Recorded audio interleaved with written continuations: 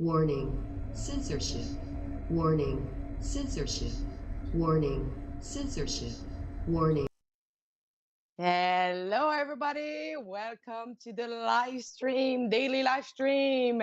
And surprise, it's me that I'm doing it with Jan Miles, my co host today.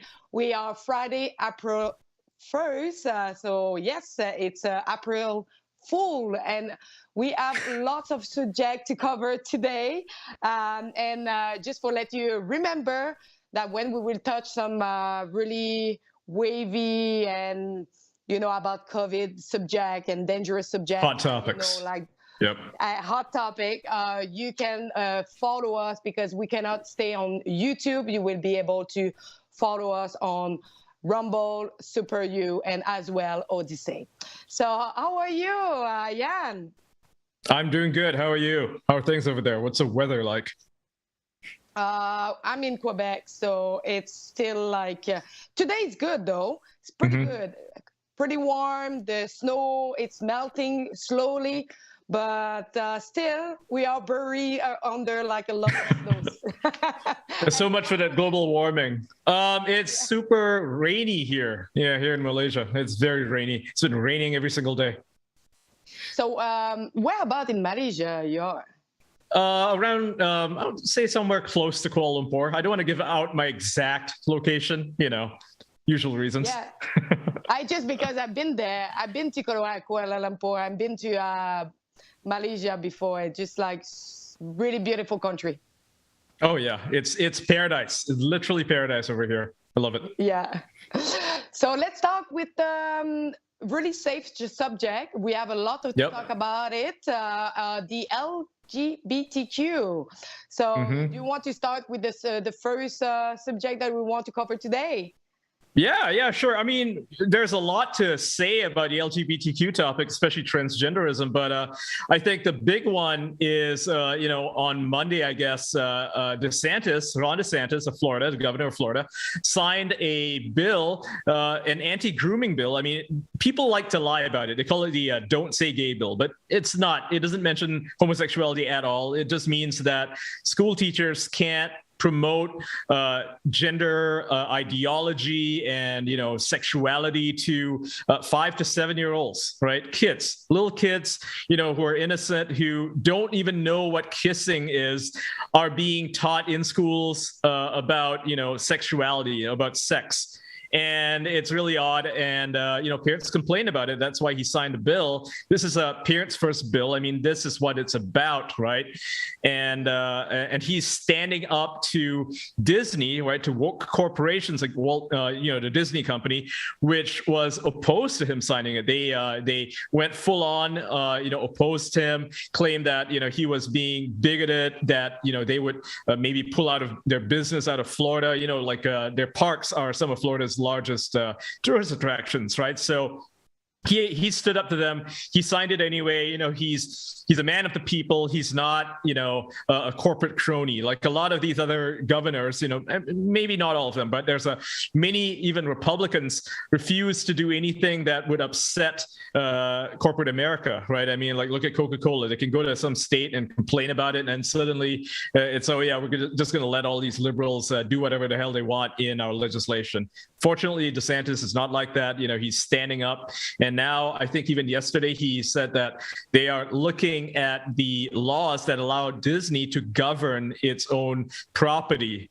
Disney is given special compensation. They are allowed to do basically whatever they want in the cities or towns that they run in Florida. And now Florida's looking at it and it's like, well, maybe they shouldn't have those rights. This is those privileges. They're not rights. Yeah, but why only Disney have that privilege? Right. Why? That's a good question. Because they're rich, right? They have a lot of money, and back in the day, decades ago, they just gave tons and tons of money to the to Florida politicians, and DeSantis, he's had enough of it. He doesn't want them to have any sort of undue influence over the legislation that the people voted him in for. He is a populist. He only does what the people want him to do, and right now, parents are telling him, parents all over the country, really. broadly are saying, stop brainwashing our kids, right? Stop indoctrinating our kids with your woke gender ideology. We just want them to go to school. We want them to learn math, want them to learn English and science and history without any of this gender nonsense. I mean, I'm sure anybody listening to this who's over the age of, say, 25 knows that, when we went to school, we didn't have to learn about all this stuff. I mean, if you wanted to learn about the birds and the bees, they taught us that when we were like maybe 14, right, or 13. They taught us about safe sex, right? That was about it. But nowadays, it's all this woke stuff. It's about, people, these preschool teachers coming up to their 5-year-olds and telling them what they do in the bedroom with their boyfriend. It's like no one wants to hear this stuff, let alone kids. It's like during the COVID, they tell us how to have, sex too. but that's true. The government actually they did like as well a manual like how to kiss your boyfriend, but whatever. Yeah. But for coming back with Disney, they know that Disney have a really massive influence on children. I remember when I was young, like looking at Disney for me was, I don't know, I learned so much to look at Disney just because, like, you're a little girl as I am, like looking at princess. I wanted to find my prince, but it's just like a fantasy that like children have. And I think it's just important to grow up on this. But now I have the impression that they try to mess up a little bit to include everybody in this and make the like, as you say, like 50% of the character now they want to have like LGBTQ. That is what's implied, right? I mean, you have one of the executives at Disney. I think she's the president of their properties, of Disney properties, meaning that she's in charge of the characters. She's in charge of, Star Wars, Marvel, every single Disney property, whether it's Mulan or Pocahontas, she owns all this, she runs this. And she very proudly on a Zoom call a few days ago, Christopher Rufo, he has been doing like amazing work on social media, right? On Twitter, he has been uncovering all this woke stuff. He had the Zoom call from her, right? I mean, he recorded it, and it showed her talking to members of Disney's staff, telling them that she is a proud mother of both a trans child and a pansexual child. And she feels that Disney doesn't have enough characters who are LGBTQ plus or whatever. And she wants to make it so that by the end of the year, 50% of the characters will be LGBTQ plus. Now, later on, the company came out with a statement using something called Beyond Imagination or something, or Beyond Reimagining. I can't remember the exact name. It's their basically diversity, equity, and inclusion movement in the company itself, saying that they want 50% of the characters in their shows, in their properties, to be at least a member of an underrepresented minority, whether this means they're people of color, whether they're Black or Asian or something else, or if it just means that they're LGBTQ plus. I mean, it's anybody's guess, but judging from what the president wants, she wants all of them to be LGBTQ plus. My only concern in that, I found that really too pushy. Like, yes, you can have like some cartoon with like LGBTQ like face, but to include like 50% of them, that's it's taking like half of the place. I don't think that represents the reality of the society. It just needs to have a balance and the children at a certain age, when they are young, they are not able, like they search who they are, and I don't know, like the society right now is so open that you don't need to hide anymore who you are. It's a free country. You're free to be who you are. I don't think the need maybe that's a problem. Like, yeah, but I don't know. I think people are too free. I think people are too, kids are being misled. They're being misguided. They're being groomed into thinking that they're things that they're not, right? I mean, it's parents are not doing the jobs that they're expected to. They expect teachers to do the teaching, to do, raising their kids, because, now you have parents who don't even raise their own kids, right? They work 9-to-5 jobs. Both mom and dad are outside working. And so their kids are just at school being taught by who knows who, God knows what, right? I mean, these kids are being brainwashed. They're in the hands of teachers that, 50 years ago, even 20 years ago, you trust these teachers. You would trust them not to lead these kids astray. And nowadays, it's like these teachers are using the kids as their own personal, like their canvas to project themselves onto, right? To have the childhoods that they never had, to live out some fantasy that they have in their sick minds. And I don't think enough parents are paying attention to this. I mean, now we see parents speaking up. We see parents trying to run for positions on school boards. And I think that's very good. I think more parents need to be talking about this, but it's, in some ways it feels like it's a bit too little too late, especially with how woke these schools and the colleges have gotten. I mean, colleges have been this way for ages. Parents can be amazing. They can be conservatives. They can be, libertarian. And then, they send their kids to college. And these are just normal kids, teenagers. They come out and they have blue hair and they're, using they, them pronouns or something. And it's disheartening. I wish parents would take a closer look at their kids' lives and actually do their jobs as parents and not depend on other people to do it for them. And don't forget that wearing a religious sign, you're not permitted. Oh yeah, that's right. Yeah, nowadays, yeah. Because that can influence the kids. But my only point is like children are a sponge, like a big sponge that absorb everything that's all around them. And afterwards, they try to build who they are with everything around. But that's right. For me, it's just like they will know who they are, but they need to learn themselves, by themselves, to do mistake, and to get back on their feet and say, okay, who I am, and I would discover is their job to do it, not the people outside. It's our job to know what we want and who we want to be. Like what we feel inside, not what is the external like vision of the things. That's my personal opinion, but like I agree. I mean, kids right now, they're being influenced by social media, right? They go on TikTok, they go on Instagram, and they're being told to do, to be things that they're not. They're being told that they're the opposite gender or no genders at all, or that they're animals. There's some people who identify as deer, who identify as animals. And it's like, what are these kids being exposed to, right? I mean, social media companies are certainly not taking any responsibility of what they're, foisting onto children. And, when children watch YouTube, they watch an innocent channel and then they click on the sidebar and suddenly they're being taught about things that they, have no real right to know at that age. And it's just absurd. I wish, social media companies, it can't just be parents, right? Because parents have no control over social media companies. I think that social media companies need to be stricter when it comes to monitoring the kind of content that goes into kids' feeds.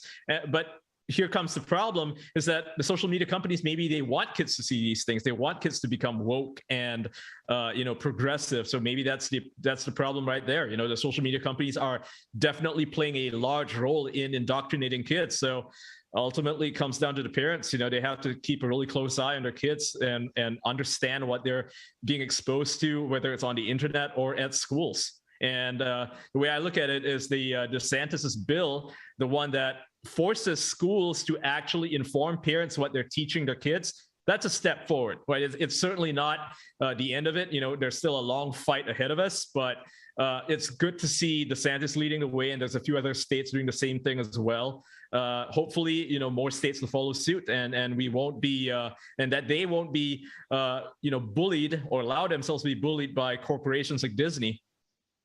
Yeah, but seriously, I found that I have no problem like with everything like being shown, and I'm really open, and I like everybody, and like I think everybody's equal. But when it get too extreme, I don't think it's healthy. Like right now, what I can see is like everything is like going to the extreme level. And that will end up with a society that is not healthy, because everybody just doesn't know like where to go and what to think. And so I have the impression that I don't want to say that, but we mix the mind to the future generation that will actually take our place in the future. and we need them to be, I think, like being able to think by themselves. Yeah, they need to be critical thinkers, right? They can't be following the herd. Right now, social media is cancel culture and all that stuff. It's forcing people to not think for themselves, and if they have an opinion, they're afraid to express it because they don't want to be canceled. I think kids, if anything, need to be taught critical thinking, and they need to be taught to be able to express themselves bravely without fear of cancellation. Even if cancellation is a real thing, and it is a real thing, they should be taught to resist it and reject it. So that's the only way to fight cancel culture. And you know what? I remember because I did do some waitress thing in the past. But when you are at a level that you are scared to say ma'am or mister to someone because you don't know how the person will react, I will never believe that I will live in this kind of life where I'm actually like the impression that I'm walking on eggshell every time, like you don't like disturb anybody about like what I'm saying. Like you never know how the person will react. So I'm just like, for me, it's just why it's getting too far like that. And it's too far. It's extreme. It's too far. Yeah. So I think we have something else, another article about the same subject. The same subject, yeah. I mean, this is a hefty subject, right? There's a lot to talk about, and not to dominate everybody's time, but this is what everybody's talking about. And it seems that the Biden administration, using the Department of Health and Human Services, they have, it's got multiple departments, right? But overall, they've released 2 different orders this week, 2 different papers today itself, or at least yesterday, saying that they are encouraging transgender, like health affirming or transgender affirming healthcare. And what that means is that they want to promote surgeries and puberty blockers and hormone therapy and all kinds of treatments for trans kids, right? Not adults, right? It'd be one thing if it was like 18-year-olds needing, social services or something. I'm not opposed to that. I think anybody would be like, oh yeah, that's just a mental health issue. That's fine. But we're talking 8-year-olds, we're talking 9-year-olds, 10-year-olds, 12-year-olds, who are being subjected to these permanent changes, right? When you take a puberty blocker, you are messing up your body. This is, at a time like the drugs that they're using for that. Usually it was originally developed for kids who mature too quickly, right? Like an 18-year-old who develops, their sex organs way too quickly. So the drug was originally prescribed to stop that from happening so that they would mature at a normal rate. Now it's being prescribed to kids who honestly don't need it, right? These kids are just growing up normally, but the puberty blocker is stopping them from maturing properly. So it's actually stunting their growth. It's causing a number of health issues, like long-term health issues. They may not be, and not just regular health issues, but mental health issues as well. We're talking a combination of hormone therapy, puberty blockers, as well as actual surgery, right? We're talking mastectomies. We're talking, hysterectomies, removing the uterus of a young girl because the psychiatrist or some quack or school advisor decides that they are actually not the gender that they are, right? They use this term gender assigned at birth, as if doctors look at a child and then assign a gender. That's a myth, right? That's just nonsense. But this is the so-called science that they're operating by, and the White House is actually recommending it for kids. It's insane. I mean, I don't know any American who's going along with this. It's just a very few people, and now they're forcing this onto kids. It's so alarming to see this coming from the actual White House, and not just some activists opening their mouths and just shooting, saying whatever it is they want to say. So before I continue, for everybody who have some comment on that, or wants to ask some question, or wants to comment on the topic, please, we have a super chat. You can do it. We will read you afterwards. So for me, for my part, it's just like with all the changing that they want to do as Disney, that they want to do, like the 50% of the characters, for coming back on this subject. Now they want to allow them to to proceed to the changing, but at a certain age that you don't even know who you are influenced by the external like vision. So probably the children, so I don't say everybody, because probably some young child can feel it, and they have the time. They are at the beginning of their life, okay?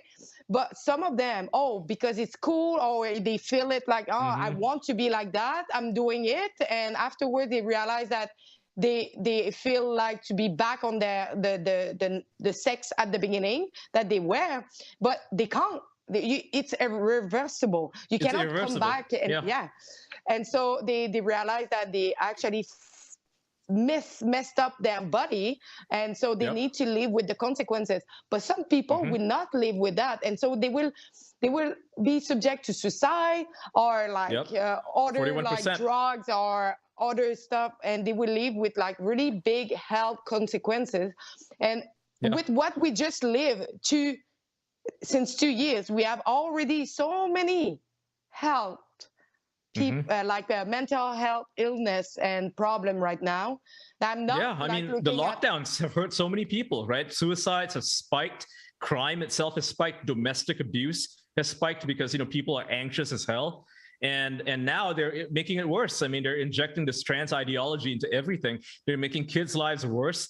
Kids, for 2 years, they were unable to have any friends. They couldn't go outside. They had to wear a mask in schools, if their schools are open at all. And I mean, when you're growing up, you didn't want to miss school. You wanted to go to school. You wanted to have friends. Even if you weren't a popular kid, you wanted to have that companionship, to have friends to play with. Maybe it was 1 or 2 friends, but they couldn't even have that. So unless they had siblings at home to play with, these kids are lonely, right? They're all alone, and now they're confused, and they're being told that that who they are is a lie, that they're something else, that they need to think about what they really want to be, as if it's like a video game where they can just choose their character. I mean, life is not that simple.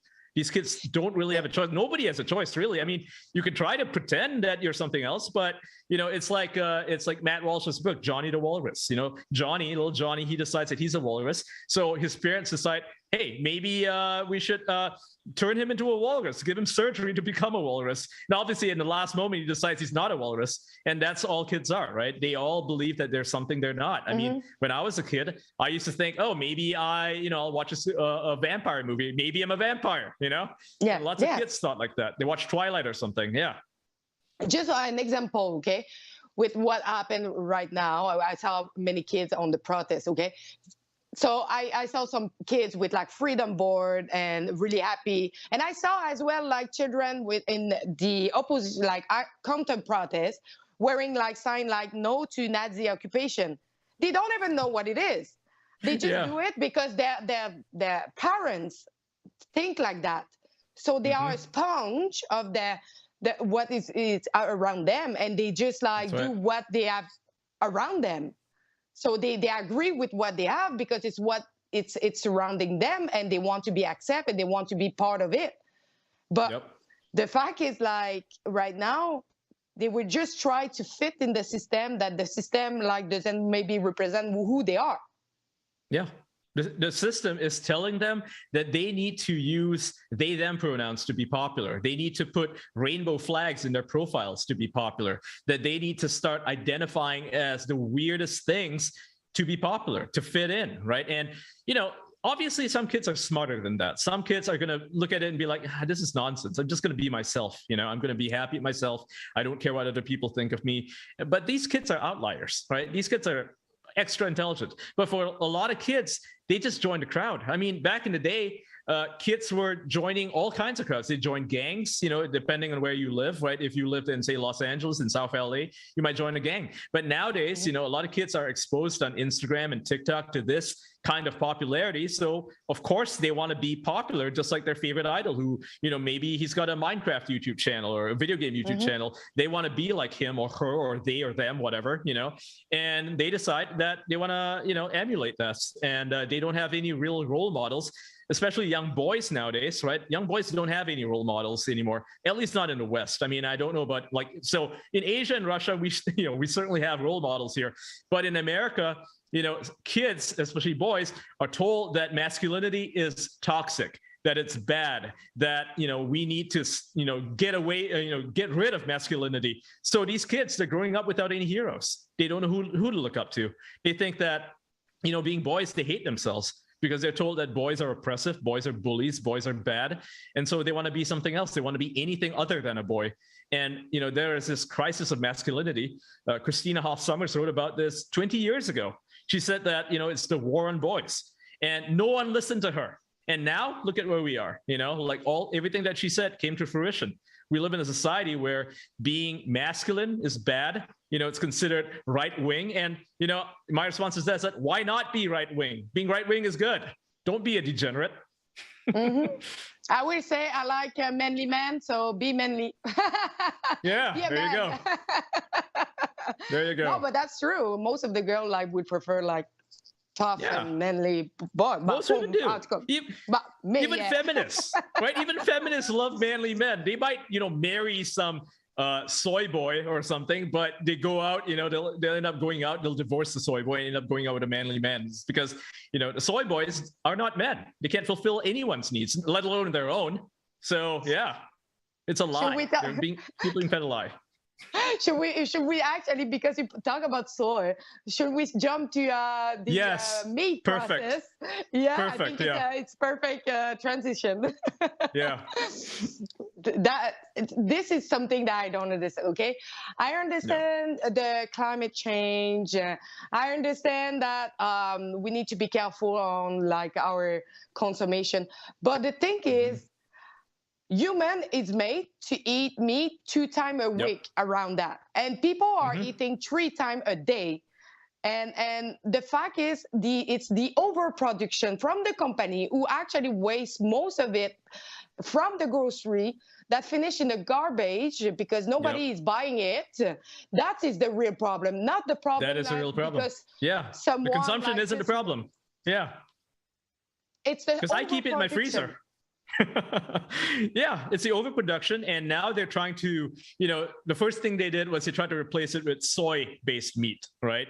Beyond meat. It's disgusting. It doesn't taste like meat. It tastes kind of like meat, but not really. You can tell that what you're eating isn't really meat. That it's a soy-based product, and on top of that, it's not good in terms of the nutrients, right? It doesn't give you what you need from say beef. If you eat Beyond Meat, you're not getting vitamin B12 or B2 or vitamin D, none of the stuff that you would get from eating an actual slab of steak, beef steak. You're not getting that. It's disgusting. And now, because it's not popular, they're talking about introducing biosynthetic meat.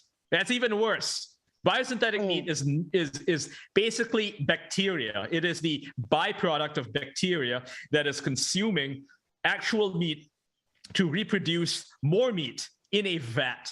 So it's not grown from a cow. You're not cutting it off an animal. You're growing it in a vat, and it turns into a piece of meat. It's disgusting, and who knows what they put in there.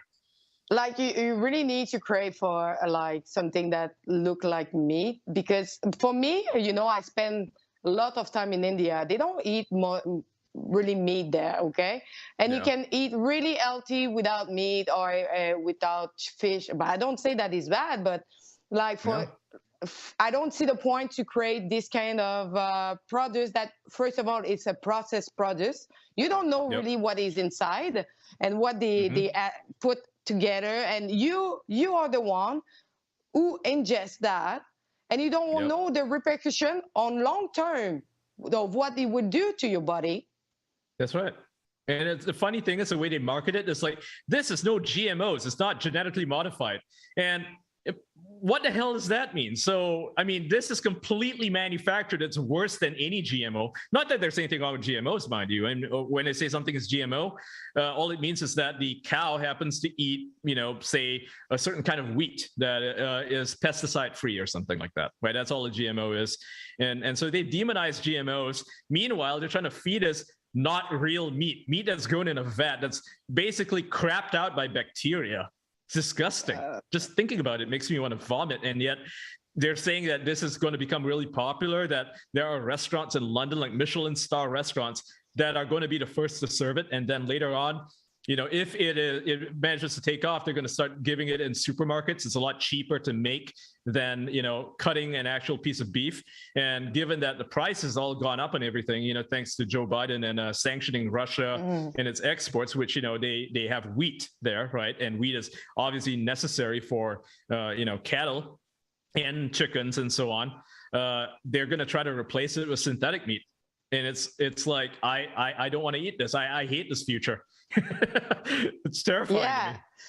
And especially like now they are bringing the fact that for the emission of dioxide of carbon, it's good. It's good because it's lower. But in the same time, if we stop to overproduce, we will do the same result at the end. Exactly. So if everybody was like taking what they need and stop to do some overconsumption and stop to throw most of their food, they will realize soon the grocery basket is rising so high recently. So they will not afford more and more meat. They will need to cut at some point. Only like the rich will be, So we need to stop the production and eat what we are able to eat, and that's it.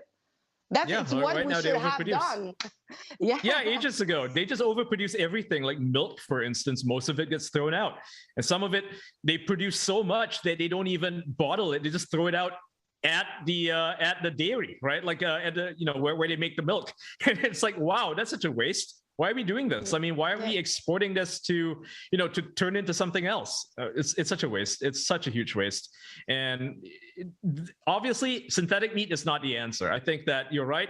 We do need to limit the production, at least, make things more cost effective. Because I mean, if they're not throwing out all that meat, then I don't see the price going up that much. You can, invest in something else. Yeah. Yeah, for me now, what I'm doing is like I try to buy always the meat that is low, like because it will pass out on the next day. So I'm taking like the expiration, the reduced one.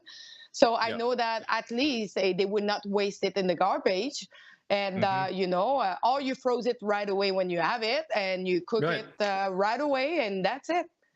Yeah, like certain types of meats, like if it's ground beef, it keeps very well. You can keep it in the freezer for 6 months, well beyond the expiration date. It's fine, right? It's just advisory. So yeah, definitely save food. Don't throw it away. I mean, people are starving. It's like, our grandmothers used to say, their kids starving in Africa. Don't throw away your food. Yeah, Health Canada will not like you.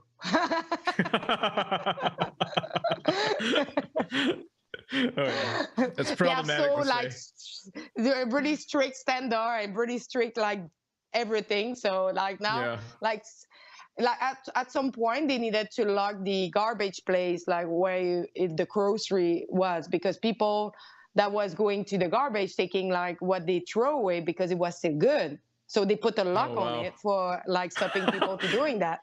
That's insane. Like, let people eat. Okay, just let them eat.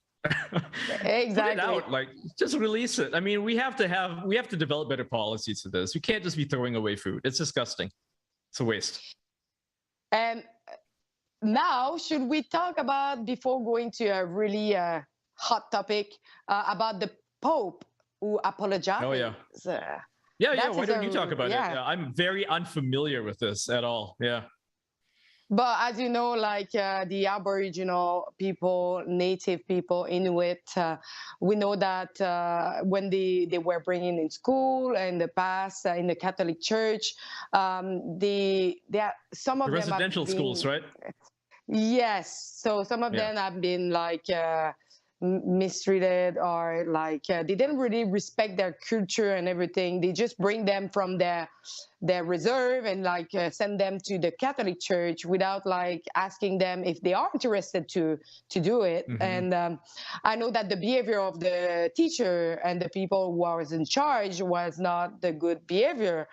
Some of them have abused, being violent, and a lot of stuff happened. We don't know exactly because we were not there, but like some people can still testimony of it, like some Native and people have been like, I would say, mentally affected by That's it, scarred like, by it, right? Yeah, from the mistreatment. Yeah. yeah, From the you church. live in a Yeah. you live in example, you live in a reserve and you spend your day being with your family, and suddenly you've been like take away from your family, sending to a Catholic place church, trying to implement you like a way to think, a way to be, and just forgetting about their culture and who they are, and their land and everything, you know, their first right to be like Yeah. in this land. And it's why That's colonization, right? Yeah. Yeah. Colonialism. Yeah. It's disgusting. and so Yeah. I know that because they did an investigation and everything, and one of the criteria was like they apologized from the Pope, so what he did. So it's why everybody is talking a little bit about that. I It's kind of a big don't deal. know. Yeah. Yeah, it is, because we didn't expect that from a Pope, like the Pope Francis. So if we can read a little bit down there, I think you have more explanation about the situation. So what he said, like Pope Francis has apologized for the conduct of some member of the Roman Catholic Church in Canada residential school system, following a week of talk with the First Nation Inuit and Métis delegation. So you see, they say, he say, Yep. I also feel shame, sorrow, and shame for the role that a number of Catholic, particularly those with educational responsibility, have had in all these things that wounded you Wounded. at the Yeah. wounded you, and the abuse you suffered, and the lack of respect shown for your identity, your culture, and even your spiritual values. And that is actually true. Like they have rise up differently than us. They have different culture, and they didn't been respect for many years. And Yep. it's just right now, about after I don't know how many like century, Probably decade. 3 centuries, 4. Yeah. Yeah. Like 1600s, right? Yeah. And we just say, oh, we were wrong. Okay, it took you like that long. Yeah, it's like, Okay. are there any reparations? You know, is it just going to be, oh, we're sorry? Just like, you know, when Enron spilled that oil. It's like, well, we're sorry. We're sorry. Okay, is that it? We're sorry. Take it. Okay. No, but it's just like, I find that I don't ever know if you really feel like that, or you have been told to say it. Right. That is Maybe my he's only woke, concern. right? Because now it's all about, you know, erasing European identity. It's about erasing the West and demonizing the West even. You know, I might interpret that as them demonizing the West. Now, I don't mean the First Nations people, but rather the church itself has gotten really woke lately. So, you know, that's my concern, right? I mean, where does this stop? Does the Catholic Church start apologizing to South America for the Spanish Inquisition? Does it start apologizing to, I don't know, the Vikings, you know, for Christianizing them 1,000 years ago? I mean, where does it stop, right? I mean, history's history, Yeah. right? Yeah. So that's my concern. Where does it stop? At one point, close the book, restart a new, like, well-being, new word that, like, we are not make people suffered by irrespect, and accept everybody by the culture and by who they are. If we always come back to the history, everybody will always be angry. Everybody's at some upset. point. It's critical race theory, right? Everybody's upset about everything, and you know, they talk about the sins of the past. You know, every culture has at one point been a victim of another culture or being an oppressor of another culture. So it just doesn't stop. I mean, if we're going to keep a tally on every single bad deed that every culture has accomplished, you know, or done or whatever, we're just going to run out of paper. You know, it's just too much. There's thousands of years of this stuff. It doesn't stop. It'll be endless. It'll be internecine strife, like in Israel with the so-called Palestinians, right? Like they are digging up stuff from ages and ages ago, and it's like, God, like, get over it. The Israelis won. They built up this place. Enough. Make peace. And and you want to see the April Fool? We have a Trudeau video who reacts to this apologize. Look at this. I want to acknowledge Pope Francis's apology for the Church's role in the abuses that took place in the residential school system. We look forward to him coming to Canada to deliver that apology in person. This apology would not have happened without the long advocacy of survivors who journeyed to tell their truths directly to the institution responsible and recounted and relived their painful memories. It took a tremendous amount of bravery and determination. Today's apology is a step forward in acknowledging the truth of our past in order to right historical wrongs, but there's still work to be done. I want to acknowledge. Why does he talk like that? Yeah, coming from someone who never agreed that it was a hate crime when the churches was burning everywhere and what was happening. No, it was not a hate crime.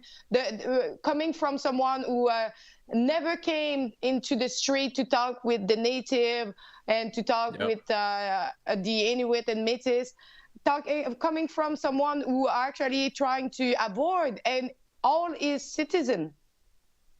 That's right. Yeah. What a coward. And now he's acting like, he's already done it. He's made the apologies, that he's the bigger man and that he's, better than the Pope, right? Better than the Pope himself. Like he's so obnoxious. He's so full of himself. It's like, stop, dude. No one buys this, except maybe his followers, I guess. But the rest of us. It was so nice to see the European Parliament some of the members. It was so beautiful to see so many different countries too. It wasn't just one, right? It was many different countries. They all spoke out against him. They're like, what about you? What about how you treat the truckers? I mean, where's this freedom that you speak of? You claim to represent democracy and liberalism, and yet here you are being actually worse to Canadians than Putin is to the Russians. He loves going on about how Putin is this evil man who oppresses people. And, to my knowledge, not a single Russian has been jailed for protesting. And yet, same can't be said about Canadians who went to jail for protesting. And a funny thing, Christine Anderson, that she's the MEP for Germany. I had an interview with her about the fact that she rise up and she say Trudeau, spare us of your presence. I found that perfect at the end. I was like, wow, she has guts. Yeah. So, I wish more politicians did. I wish Canadian politicians had the guts to speak up to Trudeau. Oh, yeah. So should we quit YouTube for talking about what happened in China and Shanghai, or is it? I think it's okay as long as you don't, it's okay, huh? Yeah, it's okay. It should be okay. Yeah, it should be okay. Perfect. Yeah. So I'll let you started with that. Okay, so if you're not paying attention to the world news right now, Shanghai is going through another lockdown. Yeah, they're doing another lockdown again, and it's because of this new variant. And it's quite widespread, even in America. It's like 1 out of every 3 cases now is a subvariant of Omicron. So meaning, it's not as deadly or anything as Delta, but it is extremely contagious. It's the BA2 variant. And so Shanghai, in response to this outbreak, has locked down for, I think, 9 days. So it's not like a permanent lockdown. It's a very limited lockdown until they can, get people vaccinated and so on. And one of the things that they're doing is they're deploying these robot dogs to patrol the streets with instructions. They look like something out of a science fiction movie or a video game. If you've played Half-Life, you might notice these things. And it's the creepiest thing. You can see it on the screen here. It's like one of those Boston Dynamics dogs. It's got a loudspeaker on its back, and it's telling people to stay indoors, to wear a mask, not go outside, that this thing is temporary. And they just want people to be calm, keep calm and stay at home and don't go outside. It is so dystopian, right? And somebody, I guess, recorded this. When I first saw it, I thought, it's got to be fake, right? It's got to be CGI. There's no way they're using this. Like maybe they would use a drone or something. No, apparently it's real. It's real. Yeah. It's a robot dog. Yeah. Yeah. How to spread fear in the this is how you do it. Like, Yep. that's crazy. And Yeah. what they were telling in the article is like, because it's cute, like the citizen was like, I cannot disobey to this dog that would tell me to Oh, wear my God. mask. It's so dystopian. And they use drone to survey the population, and They they do. tell them when they are bad citizens to go back home, or they will be Yep. like judged under the law. Yeah, they'll be arrested. Yeah, or fined. Minimum fine, right? Yeah, and they're flying drones over neighborhoods to make sure that nobody's outside. It's awful, right? It's just ridiculous. This is something you'd see in a science fiction movie, a dystopian reality. And this is what they want to bring all over the place, right? Every country in the world is looking at China right now. And, you know, I would say this, like, the Chinese citizens are more than happy to comply. They trust their government. They trust that their government doesn't mean, you know, badly for them, that they mean well. But I can't say the same for Western governments. If you look at what they did with the Patriot Act, they jailed so many Muslims, innocent Muslims, right? For the crime of being Muslim, they were suspected of terrorism. They put them in jail, right? That's what America did. And Canada did this thing with the truckers, you know, the Freedom Convoy truckers, Right. closed their bank accounts. They don't even do that in China. They don't even do that in Russia. And yet they do that in Canada. And now, you know, I bet Trudeau, he's watching that video and he's like, I bet I could do this to Canadians. No, don't give him some idea, please. I live here. I'm stuck here. Yeah. It's awful. It's awful. And like they, you know, this whole World Economic Forum. So I guess we can't talk about that too much on YouTube, you know, they get mad at us for that. But, you know, look it up. Look it up. Look at World Economic Forum, Agenda 2030. But everybody's on it. Everybody's on it. I have always a look, and every time I research a person, oh, he's on it. It's like, yep, they're on it. It's like, okay, this is scary. Yeah, but you know, curiously, they removed Putin. They removed him from the list. He used to be on the list, and you know, he's not playing around. Like, he's not playing with them anymore. He's like, nah, he's done. You know, he's gonna do his own thing. He's gonna have Russian sovereignty, and so they removed him from the list. And then BlackRock, the CEO, recently, I think it was last week, came out and said that Russia has basically destroyed the dream of the WF. It's destroyed the dream of globalism. I just can't help but laugh. It's like, maybe that's, you know, what Putin's doing. I mean, I know it's not nice, right, to invade a neighboring country, but the side effect is that, you know, throwing a wrench in the works of the globalists, maybe not a bad thing. Silver lining. Yeah. But if you look at Russia right now, they have no problem like with the supplying and everything. They're fine. They got everything. Their shelter is more like furnished than us. Now, you have more stuff than they got us. everything. Yeah, They got like there are everything. shelters for the Ukrainians who are living there in Russia for shelter. It's fine. Everything look like real homes. They don't look like you know, these rundown, derelict soup kitchens that you find in New York City. No, they look fine. They're well supplied, well furnished, and the reason why is because Russia has all the resources for it. It's got all the food, it's got all the materials. The ruble, you know, I remember Joe Biden bragging like 5 days ago. He's like, we reduced the ruble to rubble, ha ha ha. You know, like, he was gloating at destroying the lives of average everyday Russians. I mean, it's deplorable. You know, say what you will about Putin, but I mean, you don't see him gloating about destroying people's lives, and yet Biden was doing that. He's supposed to be a good person, and guess what? Well, the ruble's back to where it was before the war. The war. Yeah, it's gone back up.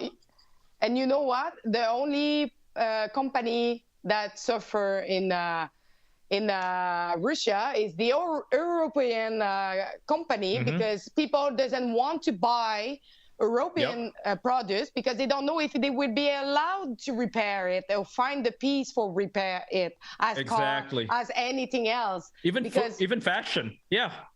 Because a lot of Russians were, you know, when they started imposing the sanctions, a lot of Russians had made, you know, like, they're just regular people. They buy things online, they buy computer parts, or they buy clothes, anything. And when the sanctions kicked in, all these companies decided they're just going to steal their money, just going to take their money and not send them the product without refunding them.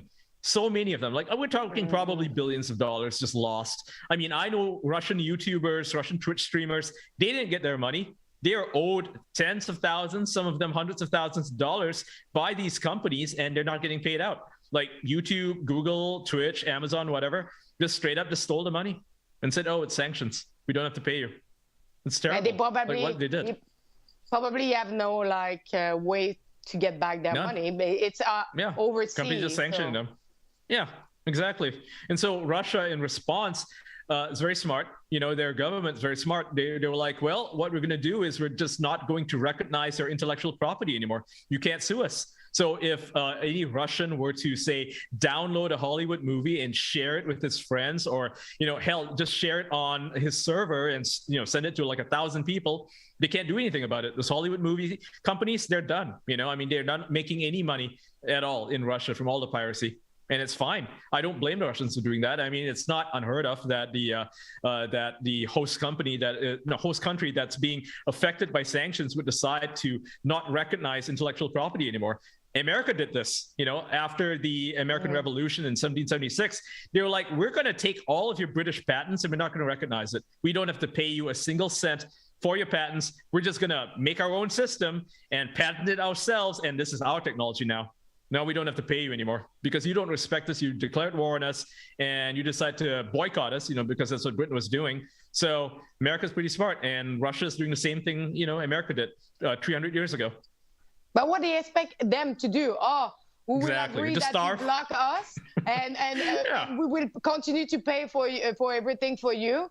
Like, no. I'm sorry. Yeah. I think they are using eye for eyes, teeth for teeth. That's right. Yeah, this is the only response. It's a reasonable response because the sanctions in a lot of ways were unreasonable. They didn't affect the military. You know, it's one thing if they said, hey, we're going to sanction the transfer of military equipment or oil or whatever, right? Like stuff that they can use to conduct a conflict in Ukraine. But this was hurtful. This was attacking Russian people, right? People had nothing to do with the war. People were having their visas cut off, their MasterCard, their American Express. They were unable to pay for products. All of their stuff was stolen from them, from foreign companies. Of course, the government, if it cares about its people, is going to respond and say, hey, European companies, American companies, you can't do this. We're going to protect our people, and we're going to make sure that you suffer. Yeah, that you pay the price. And sure enough, they are paying the price. And good. They deserve it. Yeah, but at the end of the day, it's like, if you make suffer someone, but accept that you will live with the consequences that bring to you. And it's what is happening right now. Yep. So it's the reality.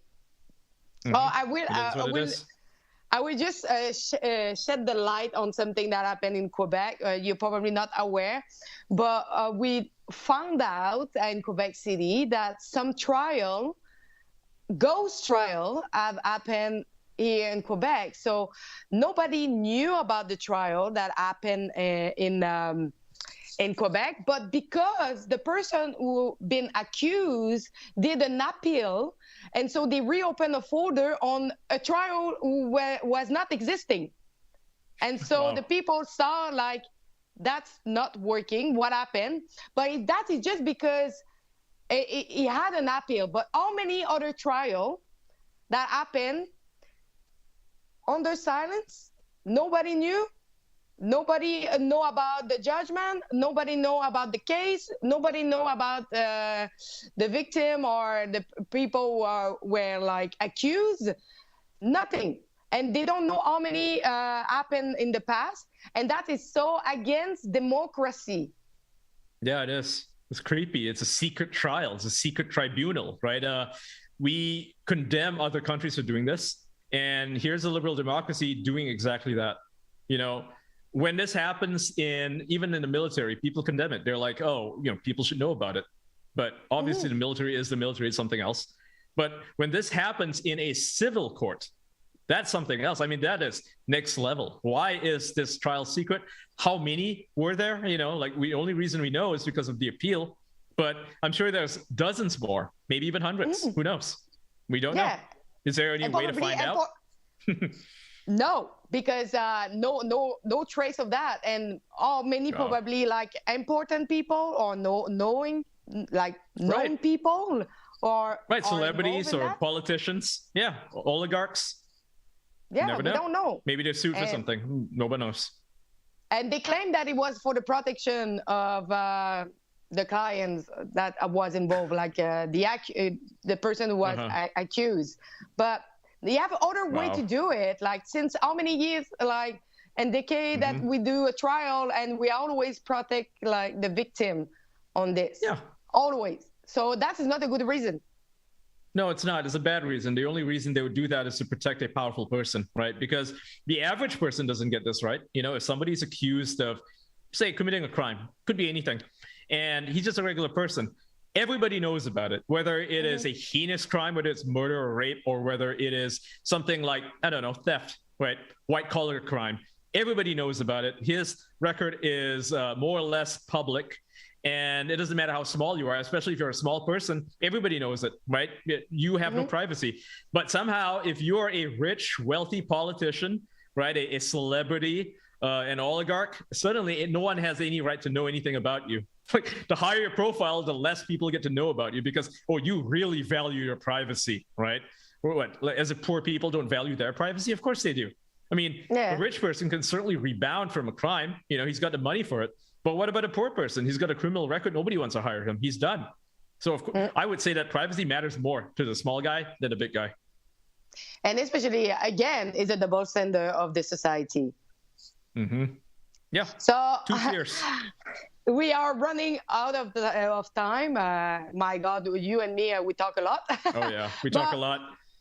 We have a super chat that we have from people that we can read now. Let's start with the first one. So Fraser, $5, thank you. Is this the way the left, Schwab and Trudeau, want to reduce the population? What would happen to the world if they got CO2 down to 0?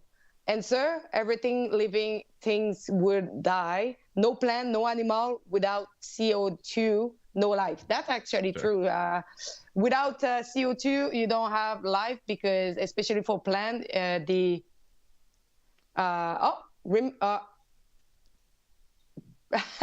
Was that it? That was Yankee. That was Yankee for like that say, remember the social media. That's Yankee. Yeah, nice one, You're Yankee. always there, Yankee. I know you're watching me. But what I was saying is like, yeah, true. For the plant, they need CO2 during the night to produce oxygen afterwards. So that is a reality, is the process of the life. And without CO2, we have no life. CO2 is good. Yeah. Too much would be bad. Too little is also bad. Yeah. And right now, I think, you know, Elon Musk is like the only rich guy I know who's saying that we need to have more kids.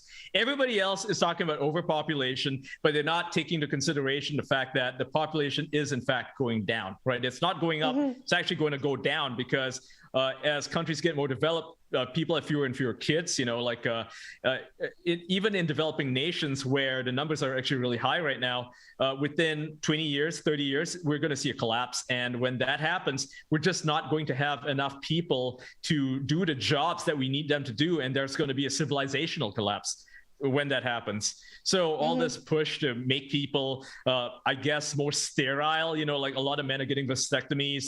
A lot of women are, you know, just not having kids at all. And, you know, there's this whole push of transgenderism, and God knows they're all sterile. Most of them are. You know, what's going to happen to civilization when this happens? I mean, I guess some people can say maybe we can just replace all these people with robots, you know, but who gets to own the robots? Well, the wealthy. Regular person is going to have a robot. You know, robot work is expensive, and robots are expensive. Even in the future, they will be. So, you know, I think that we need to get back to normal. We need to stop, you know, having our head strapped in the clouds and having our policies being made by these globalists who, you know, they don't care for us one way or the other, right? And when I say us, I'm including anybody with less than $100 million to their name. If you have $50 million, you're still not up there. These elites.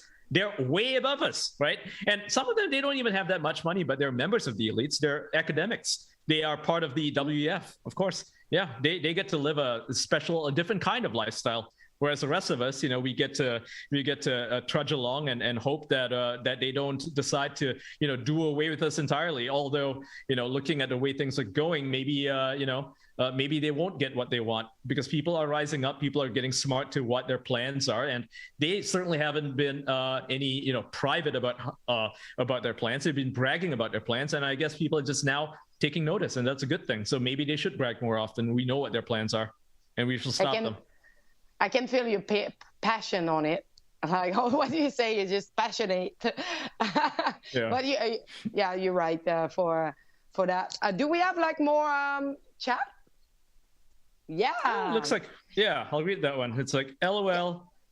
Yep, I'm watching you talk about fake meat while I'm eating my burger with melted cheese patty. The elites want us to eat bugs, and if digital currency gets approved, we might not be able to buy this much beef. Yeah, this is sad, right? I mean, beef might be a thing that we enjoy now, but within 10 years, 5 years even, who knows? They'll say, oh, beef is too expensive. We can't grow it anymore. Yeah. It's going to cost $100 a pound. Mm-hmm. I do not look forward to that. Yeah, it's probably what will happen. Yeah, but when I look at like the price, we got to stop them. I would stop. I will eat like some cricket. I will refuse to eat the bugs. I'm not touching that. I'm gonna have my own farm if it comes to that. If it's like, oh, beef is too expensive, I'll go my own farm. Screw them. It's not too bad. I have flour of bugs like cricket, grilled cricket, and it's actually good for protein. No, no way. No, I'm not. No, hell no. Hell no. I will not eat the bugs. Eat bugs, guys. Yankee. Thank you, Yankee. Yankee, you have nothing else to do, huh? So Yankee, as you know, he works for Ruben News. He's taking care of Instagram, on all our social media. We have Twitter as well. We have Facebook. You can find us everywhere, and especially on RubenNews.com. And as well, don't forget our new website that we just created, MediaFactCheck.ca, about debunking lies of mainstream media. That's a really nice website that will be really busy for the next year to come with what we saw during the Freedom Convoy. That will be probably busy. The next 10 years even. Yeah, probably, yeah. Yeah. But if they were doing their job, we will not have ours. That's true. Huh? That's true. Yeah. Be better, journalists. Oh, we got one more. Mikesa. Someone needs to make the government or the employer to rehire those who lost work due to refusing the job or not wearing masks. Otherwise, leaving people will be a joke due to inability to pay bills. True. That's true. Yeah, and if you elect a good government, you'll have one that's actually that cares about the people. Somebody like DeSantis, for instance, and hopefully Pierre Poilievre is that man. I hope he is. Definitely isn't Trudeau. Definitely isn't Trudeau. No, because right now, if we look at Trudeau, that make like a deal with the NDP for being like able to probably being majority for the new decision, because as you know, they want to keep all the federal mandate, and they want to probably go further on that. That's afraid me a little bit, but every province is lifting like slowly the mandate, but it's not going to happen, I think. Yeah. Do we have yes, I let you that one. We do. Okay, it says if the Aboriginal want to move forward, then they have to look within their communities. It is their own leaders to suppress. It is a vicious cycle. Abolish in the Indian Act would be a way to empower them. So I'm not super familiar. I can't really comment on this, I don't feel like it's my place to talk about a subject I'm not super familiar about. But what do you think of this opinion? So you need to know that you have an Indian Act here that, since many years, Canada tried to make the Indian sign a treaty. So the first one was just ridiculous. What they were writing on this is they're almost okay, be as we tell you to be, and give give us your land and everything that you have, and we will make you a good Catholic citizen. That was bad. It's a bad deal for them. Yeah. That was actually like one of the really bad. So they refused to sign it, but since the beginning, like what they offer to them, it's just not okay. And we still have a treaty that say that their land is it's our, but we will permit them to stay on the land that is federal not land, right? It's a reservation. Yeah. So now, unfortunately, like a lot of native are living on lands that are not their property. Some of them is like for the company like of electricity, or like it's land that is owned by the federal or provincial government, but they let them like stay on this land because they don't have any more. They don't have any more like land. They unfortunately, when everything happened, they signed a treaty, a trade. I don't know how you say it, like when it's a big paper and you sign it, treaty. A treaty, yeah, treaty. Yeah, treaty. We say treaty in French. So, but when they signed it, they didn't know, but it was actually pretty bad for them. That actually removed everything that they had. They got tricked. Yeah, so they lost their sovereignty. Yeah, but they tricked them to signing it. Yeah. Wow. I think there's two ways to go, right? I mean, if you are pro-colonialist, you'll be like, well, double down. They don't deserve any land. But if you're like a normal person, you'd be like, well, maybe, they deserve a better deal, right? That the negotiations do need to happen, that it's not right, what happened to these people, especially if we want them to integrate into Canadian or even American society, then we have to offer them a fair deal, not a bad deal. Right. And right now they're working or forced to work with a bad deal. Yeah. So, I mean, we don't live in the 1600s anymore. We can't just conquer people. It doesn't work that way anymore. And you see America trying to, muscle its way around the Middle East. And I get upset. I see that. And I'm like, okay, these guys are bullies. They need to be stopped. Right. And so I think even locally, since we live in the 21st century, we should definitely go back to the table and re-examine some of these past wrongs and do right by, the people living there right now. Yeah, I think it's only fair. Yeah, now they are not conquering. They are just like trying to grab the resources from the country. Now it's like the big fight, having like the resource of all the country that is missing for their own country. Yeah, that's what we live in. Yeah, to create war in Middle East, and then virtue signal about Ukraine. Yeah, typical, Americans. Yeah. Alexa is my role. Oh, thank you. Rebelator. He say jailed. That is red herring. He avoids saying arrested. Oh, are we talking about when who said jail? I don't know. Who's he referring to? I don't know. Maybe you. Maybe you. I don't know. Sorry, I maybe don't understand, but probably refer something like from the maybe past. Something that's referring to the past. Yeah, maybe. Yeah. I mean, okay, so if it's about the Russia thing, yeah, they are arresting people, but they let them out after about an hour and they fine them $200 US. Oh. Whereas in Canada, they actually get jailed, as we've seen with Tamara Leach. She went for jail for how long? 2 weeks? 3 weeks? Yeah, a month? I forget. But it's quite long. Yeah, it's crazy. And plus they seize their bank accounts. It's crazy. Oh, that's it for you, I think. It says here, Ian, did you see that video with the California gay choir singing about, oh, it's coming for your kids, it's wrong and despicable, and I saw on the Alex Jones show. Yeah, I saw that. It went viral a few months ago, or maybe it was last year. They were playing this, I think it was a San Francisco gay men's choir, and I guess they were like making a comedy kind of, right? They're like, we're coming for your kids and we're going to, indoctrinate them and brainwash them. Like they're trying to play up to conservative fears.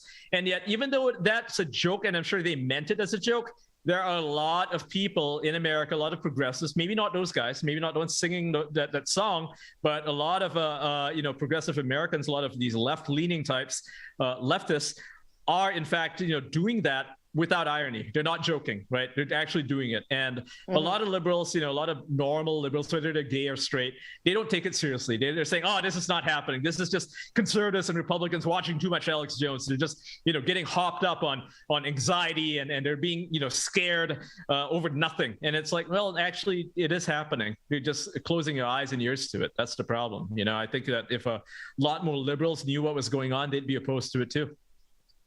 Can you believe that now we live in a society where everybody are scared to everything?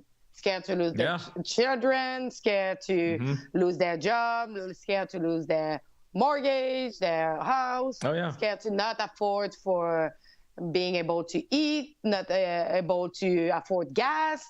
Like, is it a life to always wake up and say like, should I will be able to finish my day with like what I have like on my side? It's scary, right? Like, imagine living like that. I mean, that's no life to live. We need a change. Like, this society, this technological society that we're all trapped in, that we're slaves to, it needs to end, right? I mean, we can't live like this anymore. This cancel culture plus this dependence on technology and everything being so interconnected, there is no freedom anymore. We're all like bound to each other, and not in a good way. They say no man is an island, and I believe that. But at the same time, no man is a part of an ant colony, right? Yeah. We're supposed to be individuals. We're supposed to have some freedom, and we don't have any. Like, I would say that you and I, Alexa, we have way more freedom than most people do. We can speak openly without fear of losing our jobs. I mean, like, the opinions I shared this hour alone, if I worked at another company, would have probably gotten me fired, canceled. Oh yeah. Nuts. Big time. Especially like now, like if you say something, or it's taken on the wrong way, or everybody's judging you because you're not following like the narrative. It's just like, you're not being politically correct. You make a joke. You say something like, oh, feed the kids in Africa. Oh, someone takes offense to that. You're saying that all people in Africa are starving. Blah, blah, blah, blah, blah. I'm offended. It's like, that's not what I'm saying, right? But it doesn't matter. Somebody's offended, so someone has to pay the price for it. That seems to be the rule these days, where you make a joke, you get slapped for it, you lose your job. Insane. And that's not okay. We have a last chat. I'll let you read that one. That will save me like a shame of my English. It says, Olivia, I think Ian should get his own nightly talk show. Maybe. You should. You should. Yeah, not a bad idea. You're a good speaker. You're a good talker. Thank you. Yeah. Thank you. I aspire to be a good speaker. I train. I talk to myself. I like the sound of my own voice. That's probably why it works. Are you now cocky of yourself? I am obviously always very cocky. I mean, if you followed me on Twitter, I'm always very cocky. Yeah. Oh, okay. Now I understand. Probably I'm more cocky in French than English. I cannot. Probably you are. That. Yeah. It was such a pleasure, Jan Miles. It was Likewise. The first time we had like a live stream together, and it was amazing. I really like to see like your point of view, especially because you're outside of Canada, so you have a point of view different. You can see the thing differently than us. Because sometimes when you're surrounded by what is happening, you forget to take a step back and look at what is really happening. So it's really interesting. Thank you. It was. We'll probably do it again. And don't forget, everybody, like it's all week is daily, always between 12 to 11. Is it at 11? It's 12. I think 12. It's 12. Yeah, 12 Eastern. Yeah, 12 Eastern to 1 p.m. Eastern. We've gone slightly over this time. We had a lot to talk about. But yeah, it's usually 12 to 1. And, follow us on our social media channels. Yeah. Obviously, it's, we got Twitter, we got Rumble, we got Odyssey. We're even on there. We're on Getter. So check us out, and subscribe to us on YouTube, as always. Yeah. Yeah, we are everywhere. Wherever it is you're watching. You cannot miss us. Yeah, go to rebelnews.com because I don't have the exact URLs in my head. Yeah, just go to rebelnews.com and you'll see where to go. Easy. And if you like it, share and like and comment. And we like to read you every tell time. us what you think. Yeah. We want your feedback. Yes. But it was a pleasure. And I think probably I'm wondering if we have like a video for the end. Do you remember if we You probably do, but I don't know. So thank you for everybody to be there with us. And it was a pleasure to co-host with you. Likewise. Play us out, Keyboard Cat. I think there's some misconceptions about, some of the vaccine effectiveness. Some people might think, well, you told us 2 was enough, and now you're saying 3 and maybe even 4. Well, I think our knowledge evolves, and we're giving the best advice based on what we're seeing. And it is still important for you to keep following that advice. And then, of course, there is a group of individuals who may not want to get vaccinated. I think there's some misconceptions